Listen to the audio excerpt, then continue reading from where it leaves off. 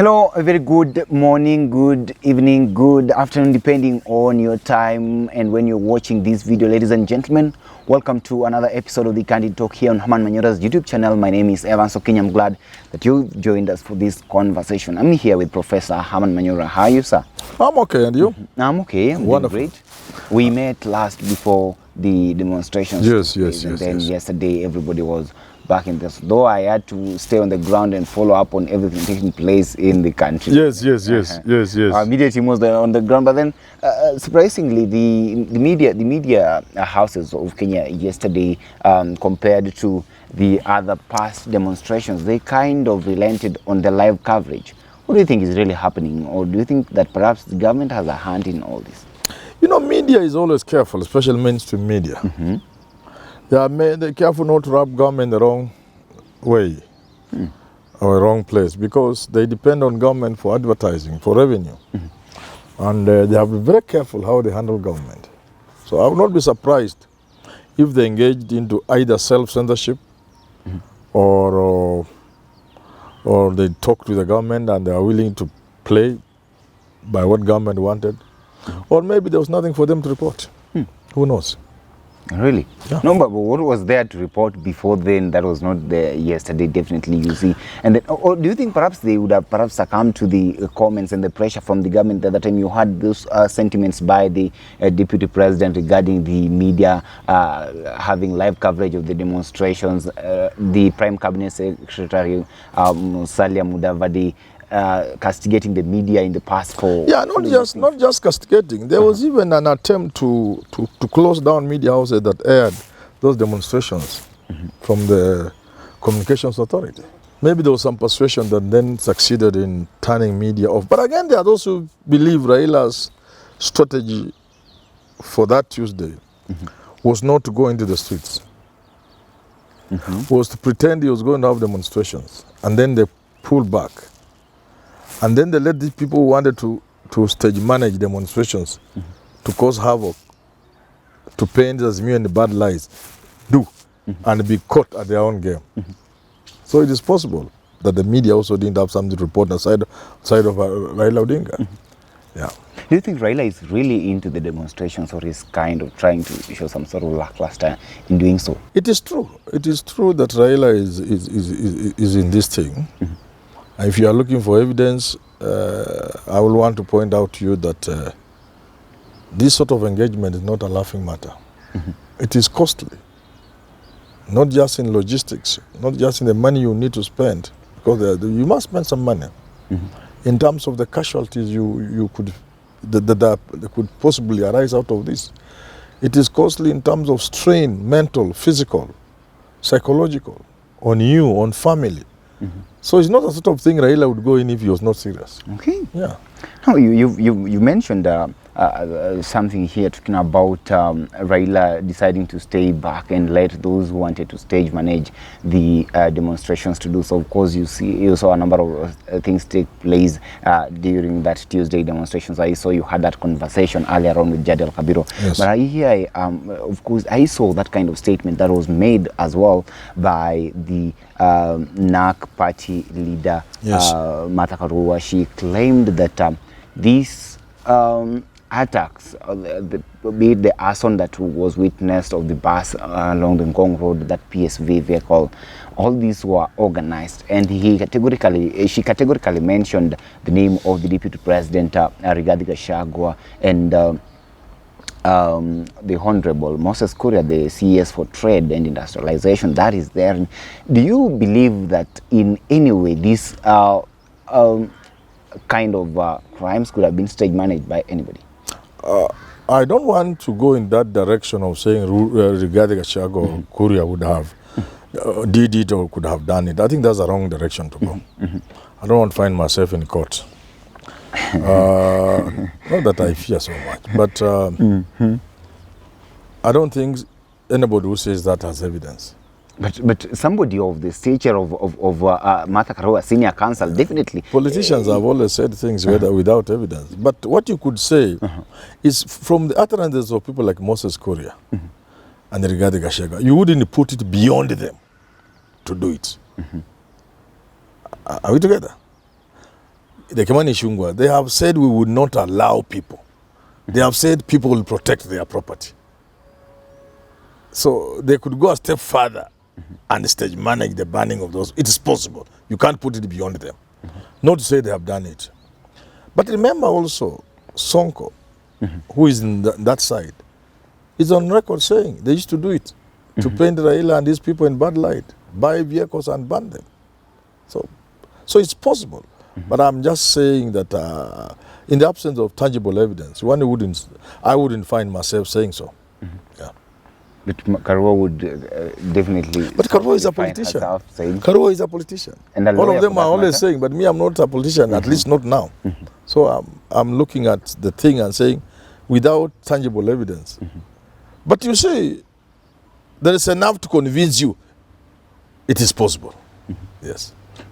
No, my question therefore would be now looking at how things took place, and then I looked at the kind of response that the deputy president actually gave. He mentioned that you've seen there on the road burning vehicles there, we're just waiting for the mzee ni sisi tunaye, those kinds of sentiments that he always makes back then. I wonder whether he is justified in doing so and making such statements now that Raila definitely did not come out to demonstrate as expected. Just like you, I'm also wondering. I've always said, when you occupy an office such as that of the DP, you must be careful about the things you say. Number one. Number two, I get this very uncomfortable feeling, very disturbing feeling, that Rigathi Gachagua doesn't seem to understand the magnitude of the problem. I mean, I must be forgiven for that. But I get this feeling he doesn't understand the magnitude. Because we are dealing with a situation that it could go out of hand. And if it went out of hand, it could be really bad. So bad that all of us would regret. All of us would regret. And if it goes bad, nobody will be spared. Nobody, underline the word, nobody will be spared. This is, I doubt that the Gachagua understands the magnitude of this problem. I think he doesn't understand. I think he was so determined to get close to power, and he put in everything to get close to power. He cannot allow clear thinking to take place. He's clouded his mind with power so much, he can't see sense when it's just right ahead of him. I think he wanted this, Ruto and Gachagua wanted this power so badly, they could not allow anything to stand in the way. And for that reason, they are not seeing certain things they should be able to see, that they need to see. Which is, put in a very simple way, we can lose this country. Once you lose a country, there's nothing like being president. Leaving that alone. Consider even being president in a country which is lost. What is the point? Leaving that aside. I want them to come down from that mountain of power and come in the valleys of reality. Walk in the valleys, in the plains of reality. Then later they'll come back, climb back to the mountain. Yes.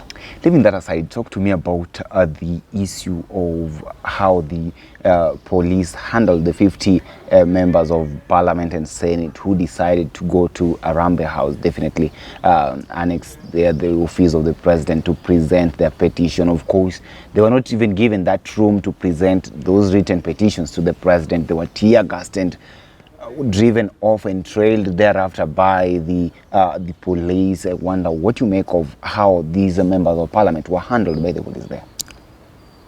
Number one, I really long for a time when our police will receive better training in crowd management. The tactics the police are using are completely outdated. Completely outdated. And they can't work. If they are put to test, they will realize these approaches they are using cannot work. That every small thing you throw at tear gas, even boys, just boys, 10, 15 boys making noise, you throw tear gas. No, that's so. I am for the police getting modern training in crowd management and getting modern equipment. but especially the training of modern crowd management. Because as you have more enlightened people, as the society becomes more and more educated, as challenges emerge every day, we are going to have a bolder and bolder citizenry. And the people are going to question authority every day. And if every time people want to question things, police will throw tear gas. People will just get the police and perhaps do things that I don't want to mention here, and which the police themselves would know what I'm talking about. So that's number one. That style is outdated, and it cannot achieve results. Remember, even in a school, parents where children died, parents are there trying to, just to confirm that the food which was bad has been disposed of, has been destroyed. And the police come in and they throw tear gas at the beginning. Imagine parents of our school. I have seen at the university 10 students, 15, 18 students, 30. Police coming in contingent and throwing tear gas. And people have ignored those students. People don't even know what they are doing. Classes are going on, I'm teaching. Everybody is teaching, learning is going on. Everything at the university is normal. Just 12 students with a whistle, the police emerge and tear gas. Then what was small becomes out of control. So the police must change that approach. Secondly, the government is falling into the trap of Azimio. When Azimio sends those 50 legislators, they know government will behave like that. How is government going to convince the world, even their friends, because they have made many friends on the international plane, how are they going to convince them they are a serious government that respects human rights, that respects the constitution and the laws of this country? When you can tear gas lawmakers, you tear gas 50 legislators going to send a petition. You can't convince the world you follow the law. You value the constitution. You are a Democrat. You value human rights. You can't. It's a trap set for you. And you walk right into it. Because if they were rioters, mobs, you could say, but legislators, leaders of this country, you tear gas them in broad daylight. And they are not armed. They are not doing anything bad. Just to present a petition. The president is not even there. Just to leave at the gate. And you can show. So they are walking into the trap. Therefore, government and the police ought to work on their game. Put their act together. Improve on it. Think about what the world thinks and what people think. Okay. Yeah. Well, okay. Then finally, tell me, what do you make of? I mean, this is all these things that took place yesterday. Definitely, I expected the Interior Cabinet Secretary, Professor Kithure Kindiki, to give a statement after the demonstrations took place and the intervention by the police to curb whatever it is that was taking place yesterday. And of course, he did that. And he came and said that going forward, there will not be any kind of protest, whether with notice or without any notice, that will be allowed in the country. And definitely was talking of anything that would destroy the and all that. Is it in order to say so? There is a problem in this country that the education we have received counts for naught. Zero.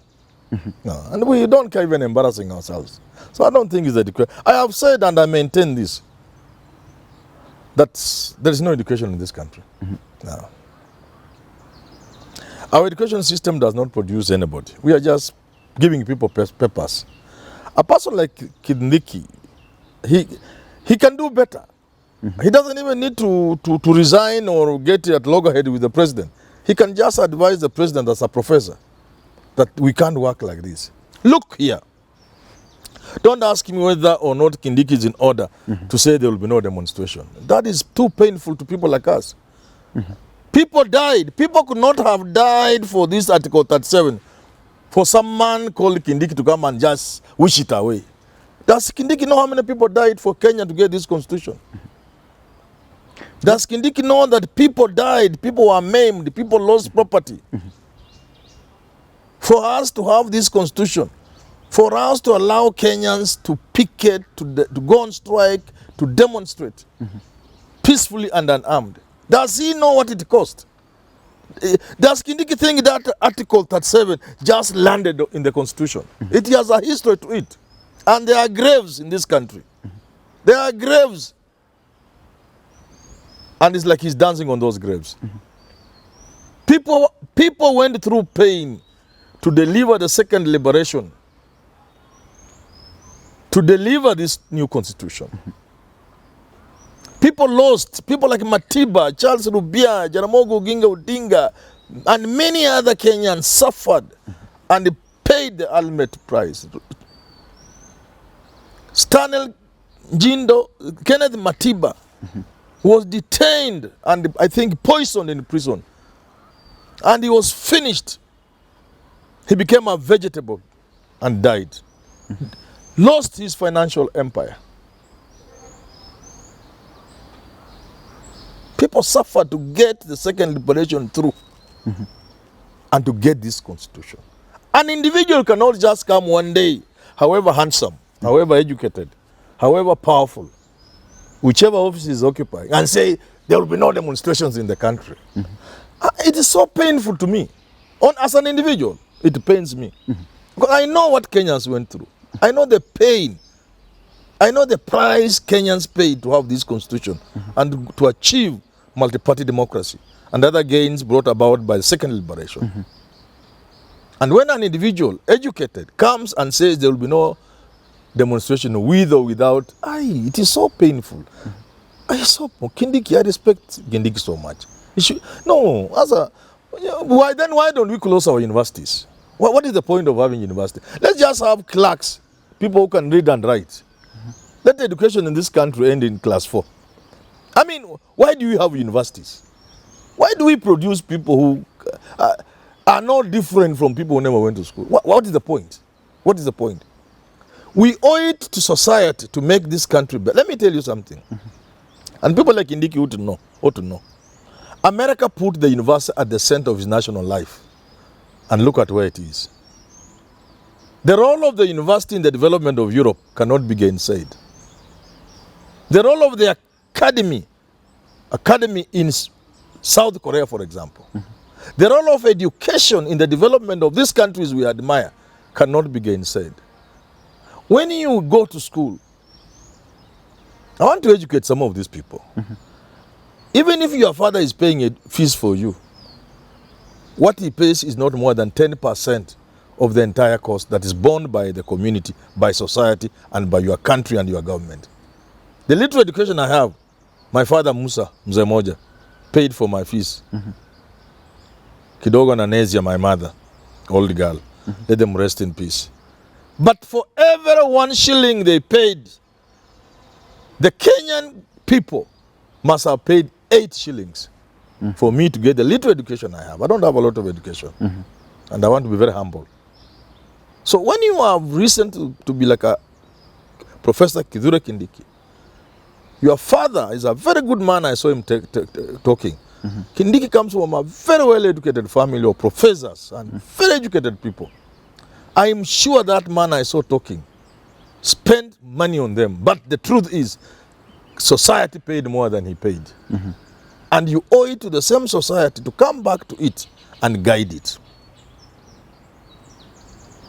If I were the professor in charge of this ministry, I will issue a statement that will touch the hearts of Kenyans, including Raila Odinga, including my own president. I will tell them I'm speaking from this document. He wrote a tweet. You remember that tweet? That is the sort of thing I expected from an intellectual. That we are driving the country into anarchy. He should not have gone beyond that. That was good enough. But now to stand and tell Kenyans you can't do that for which you died and you granted yourself in the constitution, but it's not being useful to society. But of course he's saying that Article 37 allows people to demonstrate and picket peacefully and unarmed. Yes. But what we've witnessed in the recent past, definitely destruction of property that is But associated Kindiki has gone to school, he knows what we call the deductive reasoning. Yeah. Okay. You cannot say that because this happened, then it will always happen. Because one person has done that, everybody else will do it. Or because everybody else has done it, I'm sure you'll also do it. That's the, either deductive or inductive. All those, that's not how life goes. Really, life doesn't work like that. No. Previously, Look here, he's being preemptive. okay. Previously, it'd been The government, even that act that is unnecessary, the Public Order Act that is purporting to implement Article 37, it is not necessary because Article 37 is self-operating. It's born out of our history. And that's why Kenyans said, nobody will have the power to grant the permission. It is self-regulating. But then, you don't need even an act of parliament. You get what I'm saying? Why? Because police don't need permission to stop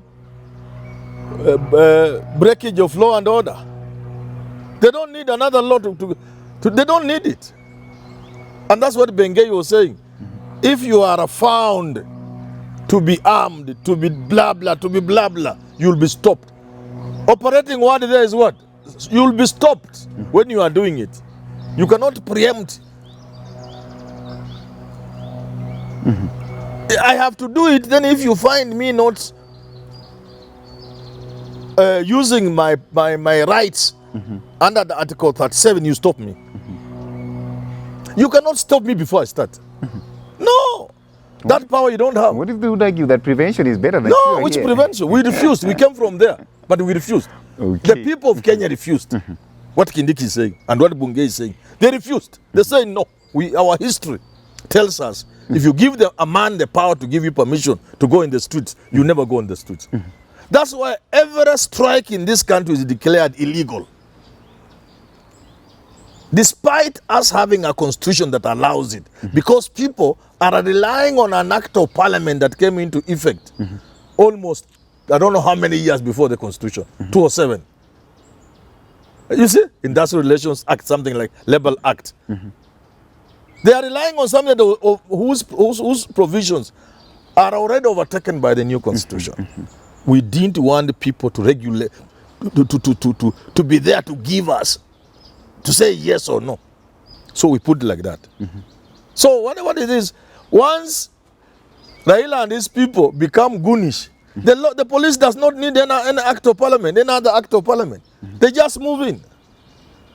You can't say I'm enjoying Article 37 and then you are seen breaking people's shops. The police will even shoot you and they are justified. Yeah, they don't need another act of parliament to operationalize 37. No, they have already enough powers. Like I laughed when we were doing the constitution. We wanted to nick in abortion. So you are saying a doctor cannot procure an abortion. It will be legal because life is blah, blah, blah. Unless the life of the mother or the child are in danger. That is stupid. Because that's the work of the doctor. The work of the doctor is always to, if the doctor sees your life is in danger, they don't need another law. They will simply move, if you are a woman, they remove that fetus. You see, as a country, we must learn to speak straight, to use few words, but to devote more time and energy and thinking on how we can move this country forward. Hii ukora ya peni mbili na kujipatia mamlaka ambayo hatuna. Tutabaki tu inchi masikini, watu wanakufa na njaa na maradhi ovyo kama kuhara. Watoto wadogo wanafariki kwa magonjwa ovyo ovyo. Wamama wajawazito wanafariki, wanajifungua katika mazingara mabaya, machafu. Watu wetu wanaishi kama wanyama katika mitaa mibaya duni. Na tunaringa tuko na uwezo. Uko na uwezo gani ya kupiga kifua katika nchi ambayo inaoza? Badala tutumie hii maarifa na masomo na uwezo Mwenyezi Mungu ametupa. Tubadilishe maisha ya watu wa Kenya. Kindiki should not use his education and his power to stop public rallies. He should use it to help the people of this country to move forward. Well, definitely our eyes are still set on the ground. We're still waiting to see what will happen. Definitely tomorrow being another day where the opposition has promised to continue with their protests across the country. Ladies and gentlemen, we'll still keep you updated with every analysis of everything taking place in this country and abroad. Till we have this conversation again, have yourself a lovely day. My name is Evans Okinyi. Thank you for watching.